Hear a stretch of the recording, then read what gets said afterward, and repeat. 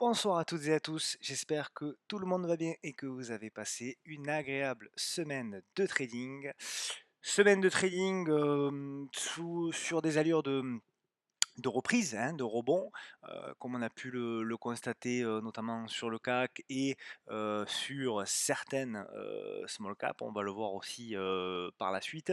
Alors, le programme de cette semaine pour cette vidéo, c'est donc l'analyse du CAC et du CAC Small, l'analyse de Stellantis, de Biomérieux, de Fagron, de Neoen, de Valbiotis, de Carbios, de Aegon, de Mastrad, Median Technology, Moulinvest, Partouche Casino, Signify aux Pays-Bas, Technip Energy, et puis on fera un petit aller-retour au niveau des US avec Etsy et avec Amazon qui a fait un petit peu l'actualité d'ailleurs sur cette fin de semaine avec notamment la publication de chiffres qui ont été plutôt mal accueillis. Allez, c'est parti. Donc le CAC 40 cette semaine, donc belle semaine, hein, dans la continuité de ce qu'on s'était dit la semaine passée. Hein. Donc la semaine passée, on avait, donc j'ai enlevé la résistance forcément oblique qu'on avait indiqué la semaine dernière. Hop, ça devait être à peu près celle-ci. Et on s'était dit effectivement eh bien le vendredi que c'était un point positif, hein, qu'on avait cassé cette résistance oblique et que désormais on allait aller s'attaquer au plus haut et je vous avais dit que il fallait être enfin, moi je commencerai à être vigilant à la cassure du plus haut, hein, donc moi pour le moment c'est pas validé, on n'a pas cassé les 6687. Donc pour le moment l'objectif du CAC il est toujours le même, c'est d'aller casser ce plus haut là. Hop, je vais l'ajuster, 6687, voilà. Alors après, le potentiel, quel est-il? On n'en sait rien. Est-ce qu'on va aller chercher ce haut de canal ou est-ce que tout de suite on va s'essouffler comme souvent, hein, souvent au niveau des indices, quand il y a une cassure d'un plus haut, souvent il y a une consolidation. Et est-ce que cette consolidation-là sera marquée, sera plus profonde pendant le mois d'août? Aucune idée, impossible de le savoir. La seule chose que je souhaite, c'est qu'on casse quand même ce plus haut-là pour qu'on maintienne sur du moyen long terme une dynamique de hausse. Voilà. Après, sincèrement, il n'y a aucun signal de retournement précis. Ouais, il y a eu une bougie effectivement qui n'était pas très jolie sur la séance de vendredi. Sur la séance déjà de jeudi, qui n'était pas forcément très jolie, la séance de vendredi, bon, on a comblé le gap. Ouais, il n'y a pas vraiment de danger. Si on veut affiner, on est toujours pareil en une heure avec notre moyenne mobile à 200 heures, voilà, qui est ici. Donc on voit que tant qu'on est au-dessus, là aussi, pas de signal d'alerte. Tant qu'on est au-dessus, si on prend une fourchette un petit peu plus large, tant qu'on est au-dessus des 6520, 6510, il y a sincèrement aucun signal de retournement, ne serait-ce qu'à court moyen terme. Voilà. Au niveau du CAC Small désormais, alors au niveau du CAC Small, c'est pas mal aussi. On a eu ce qu'on n'avait pas eu la semaine dernière encore au niveau du CAC Small, parce qu'on a eu le cassure de l'oblique. Voilà, qui était ici, on l'avait abordé, cette cassure de l'oblique. Et là, donc, on a la relance. On a la relance. On avait eu le rebond technique ici qui s'était fait pour moi un peu, pas forcément dans une zone très importante, puisque la zone importante, moi je l'attendais un petit peu plus bas. On n'y est pas allé, c'est-à-dire qu'on s'est arrêté sur les 13 003 et j'espérais 100, 150 euros, 150 points de moins. Donc on l'a pas fait, par contre on a rebondi de manière spectaculaire, on a cassé l'oblique, c'est très très bien, donc tant qu'on est au-dessus de l'oblique c'est positif. Par contre en effet si on vient revenir en arrière et qu'on réintègre sous l'oblique, là ce sera un signe de faiblesse pour lequel il faudra être un peu plus vigilant. Là, pour le moment, c'est positif. Là aussi, on a comblé le gap, hein, pratiquement au point près, le gap qu'on avait ouvert sur la séance de jeudi. Donc, on a comblé ce gap vendredi. Donc à suivre, l'objectif là aussi sur le CAC Small qui serait super positif, c'est de casser les 14 515 et si on le réussit, c'est là aussi qu'il faudra être éventuellement pas baissier, mais en tout cas vigilant avec, des remontées de stop loss et avec peut-être des prises de bénéfices, qui risquent, d'arriver. On peut également voir peut-être, c'est anticipé, mais, la formation d'une épaule, tête-épaule aussi qui pourrait être, éventuellement qui pourrait, donner, sens avec un pullback sur la résistance oblique cassée et ensuite un redécollage et on aurait effectivement cette espèce de épaule tête-épaule qui aurait là du coup tout son sens avec une cassure de ligne de coup qui serait aux alentours des 13 000, des 14 360. Voilà, mais on n'en est pas là, pour le moment on observe. Au niveau des titres, donc on démarre par Stellantis, donc l'ancien Peugeot. Stellantis, donc pareil, il y a beaucoup de titres que j'ai abordés cette semaine. Donc Stellantis, superbe zone de résistance, de support pardon, oblique qui a bien été respectée ici, ici, ici. Là, c'est un petit peu cafouillé, mais vous voyez, c'est pour ça que souvent il faut attendre des confirmations en clôture, parce que là, certes, on avait un petit peu débordé, mais ça a été tout de suite repris. Et en plus, on a cassé ce plus haut là, grosso modo des 16 euros, qui pour moi sont un niveau assez important. Donc pour le moment, en l'état, c'est positif. Tant qu'on tient les 16 euros, très positif. Tant qu'on tient le support oblique, positif. Là, par contre, on a un niveau effectivement où on pourra peut-être commencer à s'inquiéter. C'est le niveau voilà, des 14,86 € qui là, s'ils sont enfoncés, pour le moyen long terme, sera très certainement un signal vraiment de dégradation. Mais enfin, là, encore une fois, on en est très très loin. Au niveau de Biomérieux, alors Biomérieux, on en a parlé il y a quelques temps. Moi, je l'attendais plus bas. Je l'attendais plus bas. Je l'attendais plutôt sur la zone, voilà, cette zone hebdomadaire. Sur cette zone hebdomadaire, la zone des 80-82 euros, quelque chose comme ça. On n'est même pas venu toucher la moyenne de 100 semaines et on a rebondi et le rebond est plutôt pas mal. Le rebond est plutôt pas mal avec là une espèce pareil de tasse avec anse qui a été cassée. Donc à suivre Biomérieux. En plus, bon, en termes de couverture, peut-être ça peut être pas mal. En plus, c'est liquide, donc ça, c'est toujours intéressant en ce moment. Pour moi, tant qu'on réintègre pas cette cassure-là, donc tant qu'on réintègre pas les 98 euros, c'est plutôt positif et l'objectif serait dans un premier temps d'aller rejoindre ce haut de canal là, éventuellement dans cette zone-là, hein, le comblement du gap hein, également, donc le comblement du gap à 108 par exemple, qui peut être un objectif, la moyenne mobile à 200 et après bah, peut-être la relance, à voir, pareil on n'en est pas là, il y a encore beaucoup de boulot sur Biomérieux, mais en tout cas le potentiel est là, l'entreprise quand même, on connaît tous Biomérieux, hein, on parle d'une belle boîte. Donc, tout ça fait partie des points positifs. Voilà, donc il va falloir être attentif au niveau de Biomérieux la semaine, prochaine et même peut-être les prochaines semaines. Au niveau de Fagron, alors c'est un titre méconnu, Fagron, mais en termes techniques, c'était assez intéressant. Je vous montre pourquoi. Voilà, on avait cette résistance, ce support, pardon, décidément oblique, de long terme, hein, qui date depuis 2015. Voilà, très, très bien respecté ici, ici et là, on est arrivé au bas, à fleur, on va dire, de ce support oblique. Donc, il faut le surveiller. Moi, je suis en train de la surveiller parce on a forcément, on est dans ce que j'appelle un point de bascule avec un ratio gain-risque si ce mouvement-là est validé qui peut être très important. Donc, on va surveiller la cassure. Il y a eu quelque chose de sympa. On a une espèce de double appui là, ici, qui a été validé. Donc, appui ici, support ici. Hop, on va peut-être l'affiner. Voilà. Donc support ici, resupport ici.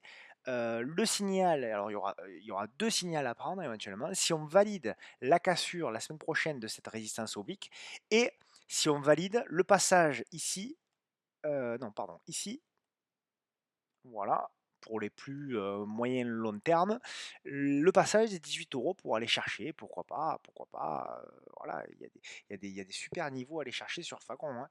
Je rappelle que, Fagron avant Covid, ça valait, 23 euros. Donc il y a quand même un potentiel qui peut être sympa au niveau de ce titre-là. Donc à suivre au niveau de Fagron. Neoen, alors ça fait un petit moment qu'on l'avait pas vu celle-ci. Pardon, j'écris mal. Neoen, voilà. Alors, Newen, c'est pas mal, la config est pas mal. Alors la config ressemble, je sais pas trop pourquoi, ressemble étrangement à celle du Bitcoin, pour ceux qui l'ont en tête. On avait cette zone de polarité hebdomadaire qui était pas mal, qui a été enfoncée ici et réintégrée et on l'a pullbacké. Donc ça c'est intéressant. Ça c'est intéressant au niveau de Neoen. Et ensuite, voilà, on construit, là on est en train de construire sous une oblique qui est plutôt pas mal, plutôt très très propre. Vraiment, on voit bien les zones, hein. Hop, ici, là il y a le double appui, encore un appui et encore un appui sur la séance de jeudi. Et on est là-dedans. Donc il va falloir observer cette congestion et je pense que si on vient à franchir les 38, on va dire les 38 euros, on peut tenter quelque chose, au moins pour aller chercher la MM200 et après si on passe la MM200, ça peut être un véritable signal de retournement. Alors je sais que peu croient désormais à ce dossier, alors qu'il y a 6 mois, tout le monde pensait que c'était la future pépite. Là aujourd'hui, il n'y a plus personne qui croit en Ewen. Et c'est peut-être justement l'occasion de s'y réintéresser, et de regarder un petit peu et d'observer un petit peu ce qu'elle va faire. Voilà. Ensuite, j'ai du Valbiotis en magasin. Valbiotis, alors Valbiotis, c'est intéressant. Pourquoi? Je vous montre la config. Alors déjà parce que c'est un beau titre, hein, c'est un beau titre. Au niveau long terme, vous voyez, on a quand même une belle tendance haussière. Et on a eu le comblement du gap qui s'est fait ici. Il y avait un tout petit bout de gap qui n'avait pas été comblé et on l'a fait sur la séance de lundi. Et on a marqué effectivement un rebond. Le signal, pareil, pour moi, se tentera éventuellement sur ce dépassement-là de la résistance oblique. Pourquoi pas le dépassement des 6,65 € ici, qui est une zone de polarité, pourquoi pas, à voir. Donc à suivre éventuellement Valbiotis, en plus pareil, hein, en couverture, ça peut être une bonne idée. Carbios, je l'ai présenté également cette semaine. Carbios, on est dans la relance. Donc, on a un support qui a été parfaitement bien respecté, hein, une zone de polarité en support oblique a été parfaitement respectée. On a eu l'accélération, la correction qui s'est faite sous une oblique. On a eu la cassure, on est passé au-dessus de la MM200 et là, on est en train de relancer éventuellement. Donc, très intéressant. Pareil, hein, au-dessus de la moyenne mobile à 200 jours et au-dessus des 41 euros, pour moi, on acte le retournement potentiel au niveau de Carbios. Aegon, alors, hop, Aegon, donc pareil, on a donc un joli titre, hein, qui est haussier. Donc il y a beaucoup de titres qui sont haussiers, hein, quand même, que je vous montre cette semaine, hein. Au vu des marchés quand même qui sont compliqués, je pense qu'il vaut mieux quand même en ce moment prendre moins de risques et aller sur des titres quand même qui ont une tendance de fond haussière. C'est le cas pour Aegon. Alors comme j'explique souvent, on a vu l'impulsion, on a eu la correction dans un canal et on a eu la cassure de l'oblique de cette correction-là avec effectivement la congestion qui se fait. Et là c'est intéressant parce que on peut avoir effectivement un ratio gain-risque important si on casse par le haut. Donc si on casse les 3,64, 3,65, on peut viser le retour soit les plus hauts, soit les 4,20 € avec un stop agressif qui serait par exemple aux alentours des 3,50, quelque chose comme ça, voire pour ceux qui connaissent bien la valeur, je la connais mal, et qui croient en elle, avec une invalidation peut-être un peu plus bas, même peut-être vers les 3,30, quelque chose comme ça. Ensuite, on a Mastrad. Alors Mastrad, pareil, alors c'est toujours le même graphe, c'est un des graphes que j'ai le moins touché depuis longtemps, Mastrad, voilà. Heu, je sais plus, il y a 15 jours ou 3 semaines, j'avais signalé que, j'attendais Mastrad sur le repli et ben voilà, ça a été fait. Ça a été fait avec une zone de polarité double qui est ce support oblique là et le support horizontal ici. On a la MN200 qui arrive en soutien, donc pour moi, tant qu'on n'enfonce pas cette zone-là, on va dire la zone de la MM200 là, hop, je vais la décaler un petit peu, tant qu'on n'enfonce pas la zone des 0,56 en clôture, parce que ça peut faire des mèches, hein, Mastrad, pour moi, on va plutôt chercher de l'achat. Voilà, on va chercher de l'achat avec un ratio gain-risque très important pour aller chercher, pourquoi pas, ce plus haut-là à 0,75, voire même ce plus haut-là à 0,83. Donc on va observer. Quand est-ce qu'on peut prendre le signal? Ben, on pourrait par exemple prendre le signal à la cassure ici de ce petit plus haut-là, si on veut avoir vraiment un ratio très, très bon, avec un stop très court. Les 0,61, en gros, si la semaine prochaine, on arrive à se stabiliser dans cette zone et recasser par le haut 0,61, on pourra mettre un stop sous la MM200 de préférence un stop mental en clôture pour aller chercher ensuite éventuellement les 0,75. En termes de publication, tout ça, je ne sais pas quand est-ce qu'ils affichent le résultat, j'ai pas suivi. Median Techno, on en a parlé il y a quelques temps aussi, donc je reviens dessus parce que ça a bougé au niveau de Median, voilà, donc on avait, pareil, j'ai pas touché le graphe, c'était il y a 2 ou 3 semaines, il me semble, sur la vidéo, hebdo, je me souviens plus trop. Bon bref, il y avait ce support oblique là qui a toujours bien fonctionné et là on avait effectivement la cassure avec la congestion dont on avait parlé, la cassure par le haut, à valider éventuellement la semaine prochaine. Le gros morceau à passer pour moi, c'est les 13,70. Si on valide la cassure des 13,70, on peut, et évidemment si les marchés se tiennent, hein, c'est toujours la même chose, si le CAC fait moins 4, Median Techno ira à la cave comme toutes les autres. Mais en revanche, si les indices se tiennent et que le CAC Small se tient bien, et que nous, on arrive à casser les 13,70 au niveau de Median Technologie, on peut avoir une accélération haussière. Alors jusqu'où? Bah, je ne sais pas, on pourrait par exemple dupliquer le bas de canal et éventuellement aller chercher donc, les 15 euros, voire plus, si affinité. Ensuite, Moulin Invest, alors pareil, on en a parlé il y a 15 jours. Le marché a bien respecté l'hypothèse d'un scénario de consolidation, de congestion. Donc, j'ai pas touché les flèches hein, par rapport à il y a 15 jours. On a bien eu la congestion, hop, et on a eu la cassure par le haut et l'accélération sur la séance de vendredi. Alors bon, la suite, qu'elle va qu'est-ce que ça va donner? Je sais pas trop. Est-ce que là, on a dessiné potentiellement un triangle symétrique, on va revenir s'appuyer sur la zone des 22 avant de repartir? Ou est-ce que tout de suite on va venir casser par le haut? Aucune idée. Ou peut-être un pullback sur cette zone-là, au niveau des 22, 23, 22,90 peut-être. Aucune idée. À observer éventuellement au niveau de Monevinvest. En tout cas, on voit bien que la tendance sur Monevinvest, elle est quand même hyper haussière et ça fait partie des titres qui font des consolidations à plat. Généralement, avant de repartir, les fondamentaux sont excellents là aussi. Au niveau de Partouche, du groupe Partouche, alors c'est pas mal, je vous montre la config. C'est pas le plus liquide du monde, donc attention à la taille de position, mais enfin c'est intéressant. Alors sur du long terme, certes il y a eu les normes forcément, crise Covid qui est passée par là, mais on avait quand même une dynamique avant le Covid qui était très intéressante. On a eu l'accélération, on a eu la congestion, on a fait un double appui ici parfait sur la zone des 18,95 €. On a fait le rebond.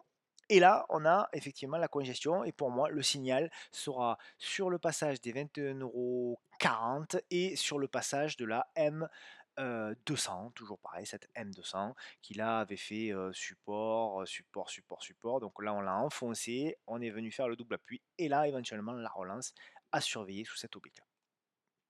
Et les objectifs, bah, pourquoi pas aller viser cette zone-là, hein, dans un premier temps, les 26 euros, 26,50 €. Ça peut être une zone de prix éventuellement à aller chercher. Signify, super titre, hein, un de mes titres préférés aux Pays-Bas. Voilà, magnifique. Voilà, pas grand-chose de plus à dire. Je l'ai présenté. Alors, je l'ai présenté sur la bougie rouge de mardi hein, sur Twitter. Et puis bon, on a vu hein, que depuis la bougie rouge, quand je l'ai présenté, on était sur le point bas. On a eu le rebond et on a déjà gagné 6%. Donc, ceux qui ont eu la chance de payer le point bas de manière aveugle ou alors qui sont rentrés sur des unités de temps inférieures à ce moment-là, eh bien, ils peuvent déjà passer presque break-even hein, là-dessus.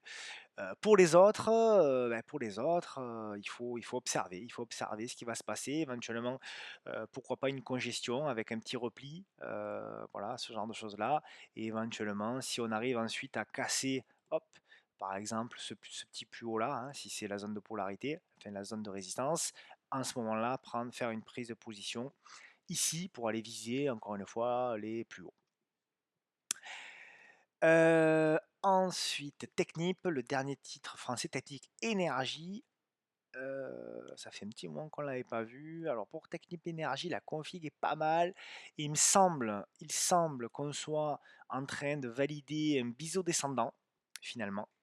Dans ce biseau descendant, on avait cette résistance oblique qu'on a cassée. Et là, on revient éventuellement, on est en train de revenir dans une zone pas mal. Il y a ce petit gap là qui a été ouvert. Alors pour moi, tant qu'on ne le comble pas, c'est plutôt un signe de force. Donc je serai positif tant qu'on tient les 11 €. Voilà, en gros, tant qu'on tient les 11 €, 11,10 €, je suis positif au niveau de Technip Energies, pour pouvoir éventuellement tenter la relance. Le gros signal, ce sera déjà au-dessus ici des 12 €, hein, grosso modo la zone de 12 € et au-dessus, idéalement pour le moyen long terme, là pour le coup, au-dessus de cette résistance oblique. Et ensuite, pour les US, Etsy, alors Etsy, c'est pas mal, enfin c'est pas mal, oui, c'est très haussier. La config est pas mal parce qu'on a ce support oblique là qui est intéressant et là on est en train de revenir, là-dedans, donc il va falloir observer, éventuellement dans les prochaines séances. Alors je sais qu'il y a eu, quand même, une grosse correction, hein. On a eu une correction au plus bas de 40, énorme, donc faut pas s'affoler.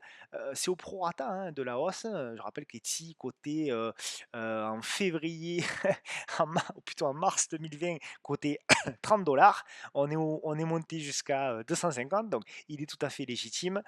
D'ailleurs, si on trace les Fibos, je ne sais pas à combien de retracements on a eu, hein, mais on n'a pas dû faire plus de 50. Ouais, voilà, on s'est arrêté allez, un petit peu plus que le 31,8. Donc finalement, c'est pas un si gros retracement que ça. Donc il va falloir observer. Là, on s'appuie sur la moyenne mobile à 200 jours. Il va falloir observer éventuellement la semaine prochaine au niveau de F6, ça peut être une opportunité pour rentrer dans un titre quand même très haussier à moyen long terme. Et puis Amazon, alors Amazon qui a publié des bons chiffres, hein, mais un petit peu en dessous des attentes. Alors, Amazon, le seul truc qui me gêne sur Amazon, c'est qu'on avait ce support oblique là, et on l'a quand même enfoncé. Alors ça ne veut pas dire que ça y est, on va tout de suite tomber à 500 $, hein, c'est pas du tout ce que je suis en train de dire. Mais là, pour le moment, on a ouvert un gap baissier en dessous. Il y a la moyenne mobile de 100 jours qui est là. Donc à voir, à observer. Pour moi, c'est prématuré de prendre position maintenant. Voilà, je peux me tromper, mais je pense que c'est prématuré.